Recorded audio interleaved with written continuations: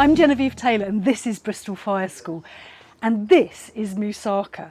So what makes this great is not the meat, it's not the aubergine, it's not even the cheese sauce, it's smoke. And today's film is going to show you how a little bit of carefully added smoke can make one of the best moussakas you've ever eaten. Beginning with direct grilling. Now these aubergines have just had olive oil and salt, nothing else. Aubergines absolutely love fire, so I'm just grilling them until soft and lightly charred. This is our first layer of flavour in this moussaka. I'm really taking my time to get them soft because I don't think there's much worse in eating terms than a chewy aubergine. Now you may think that you can only add smoke flavour to food when it sits directly around a smoky fire, but once you know how smoke works, you can add it to sauces, stews, stocks, anything really, stuff that never sees a direct fire.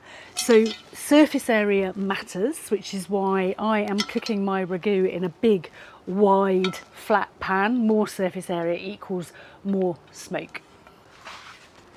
Next up, browning some mince thoroughly. This is beef mince, you could easily sub in lamb mince. Brown is flavour, so I'm just taking my time with this to get as much colour into it as I can. And that is looking and smelling pretty good. So next up, onion. I just want to let that sweat down a little bit in those kind of meaty juices.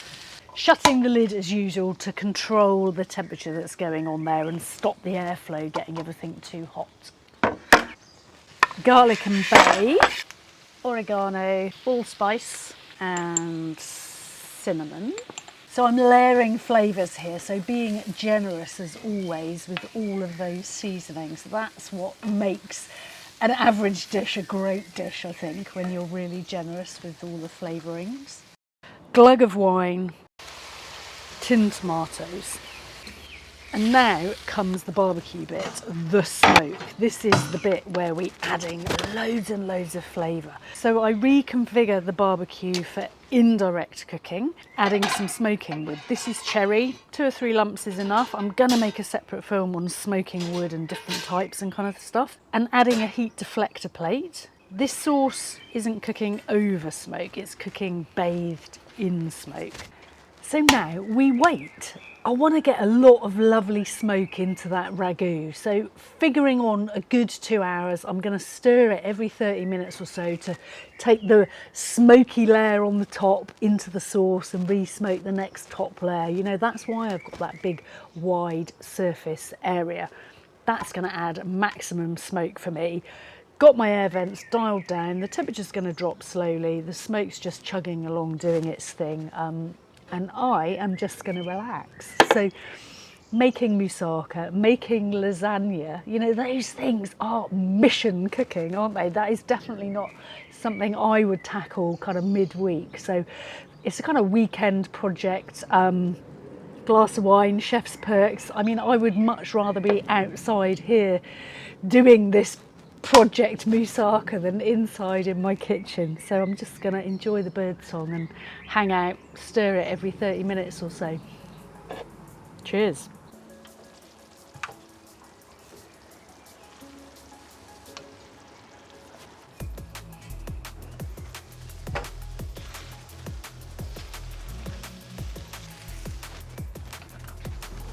Just looking a little bit dry there, so a splash of extra water and then scratching in all those kind of crunchy bits because that is flavour as well. Colour is flavour.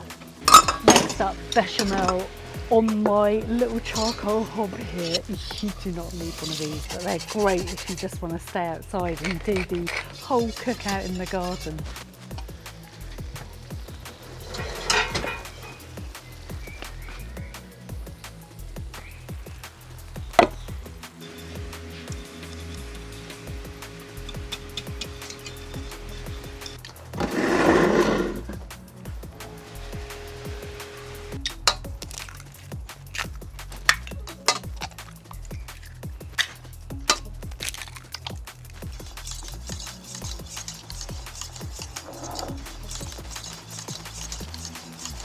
At this point, all of the separate layers of flavour that I've spent time building are gonna start coming together to make one beautiful dish.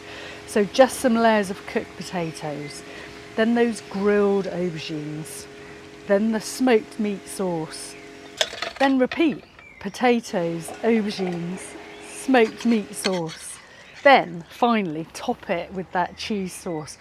I think I definitely picked the wrong vessel here. It's gonna explode. Finally, grating of parmesan, and that's a reasonably. We're not smoking now, we're baking. So I'm using my Kamado here just like an outdoor oven. If you wanted to do this dish in a kettle barbecue, for example, I would configure the setup in there exactly like I did for my focaccia baking film. So go back to that. I'll try and remember to put a link in the caption. But in a kettle style barbecue, to bake, you have a small fire either side and then the dish sits in the middle. But in this Kamado, I've got the heat deflector plate in, I've got my air vents fairly open to give me this temperature of around about 200 Celsius, give or take. And I've got a lot of heat still left in here, so I'm just gonna keep cooking out here, keep using it, keep drinking my wine, keep enjoying the garden. But at this point, really, there's no benefit particularly in cooking it in here. So if it was raining, if I'd run out of fuel, if I'd run out of enthusiasm, for sure, do this step inside in your kitchen. But I'm just going to hang out here. I'm guessing it's going to take another hour, maybe a little bit more. What I'm looking for is golden, bubbly, oozy kind of greatness. You know, I'll know when it's done because it will just look good.